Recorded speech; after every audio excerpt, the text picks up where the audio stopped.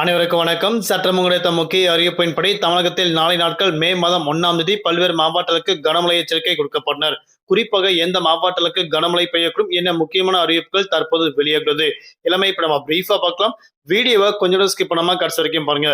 அப்பதான் தமிழக அரசின் சார்பாகவும் என்ன முக்கியமான எச்சரிக்கை கொடுக்கப்பட்டது என்பது பற்றியும், சென்னை வானிலை ஆய்வு மையம் என்ன முக்கிய அறிவிப்பு கனமழை பற்றி கொடுக்கப்பட்டது என்பது பற்றியும் உங்களுக்கு முழுமையாக தெரியவரும். இனி வரும் காலங்களில் கனமழை எச்சரிக்கை பற்றி பல்வேறு புதிய அறிவிப்புகள் உடனுக்குடன் துல்லியமாக தெரிந்து கொள்ள நம்மளோட சேனலை கீழே இருக்கிற பட்டனை கிளிக் பண்ணி சப்ஸ்கிரைப் பண்ணிக்கோங்க. பக்கத்துல பெல் பட்டனை கிளிக் பண்ணிக்கோங்க.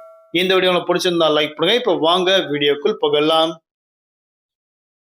தமிழகத்தில் கடந்த சில நாட்களாக வெயிலின் தாக்கம் படிப்படியாக அதிகரிக்கப்பட்டாலும் அடுத்த சில நாட்களுக்கு மழையின் தாக்கம் தொடர்ந்த தற்போது அறிவிக்கப்பட்டனர். குறிப்பாக வரக்கூடிய மே மாதம் 2ஆம் தேதி வரை தமிழகத்தில் நல்ல மழை தொடர்ந்த தற்போது மிக முக்கியமான அறிவிப்பு கொடுக்கப்பட்டனர்.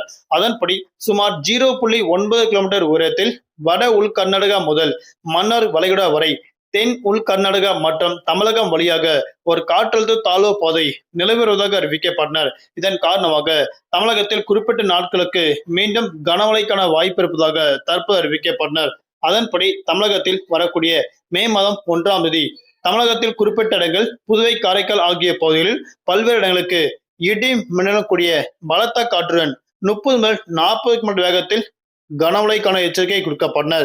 அதன்படி நீலகிரி, கோயம்புத்தூர், ஈரோடு, திருப்பூர், திண்டுக்கல் மற்றும் தேனி உள்ளிட்ட மாவட்டங்களுக்கு கனமழைக்கான எச்சரிக்கை கொடுக்கப்பட்டனர்.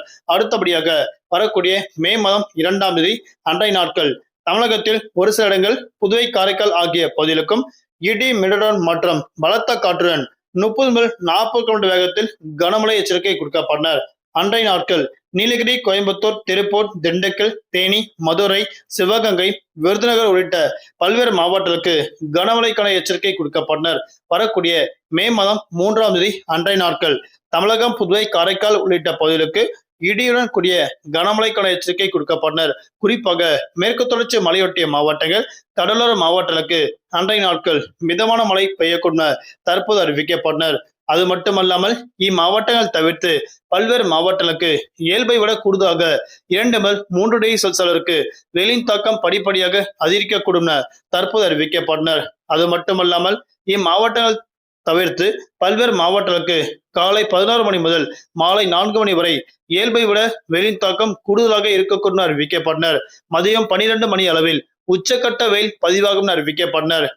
அனல் காற்று வீசக்கூடும் தற்போதும் அறிவிக்கப்பட்டனர். நாளை நாட்கள் தலைநகர் சென்னை பொறுத்தவரை வானம் ஓரளவு மேகமூட்டத்துடன் காணப்படும். நகரின் குறிப்பிட்ட பகுதிகளுக்கு மட்டும் மிதமான மழை பெய்யக்கூடும். அதிகபட்ச வெப்பநிலையாக 39 முதல் குறைந்தபட்ச வெப்பநிலையாக 28 டிகிரி செல்சியஸ் வரை இருக்கக்கூடும் தற்போது அறிவிக்கப்பட்டனர். நாளை நாட்கள் மீனவர்களுக்கு எந்த விதமான எச்சரிக்கை கொடுக்கப்படவில்லை என தற்போது அறிவிக்கப்பட்டனர். நன்றி, வணக்கம்.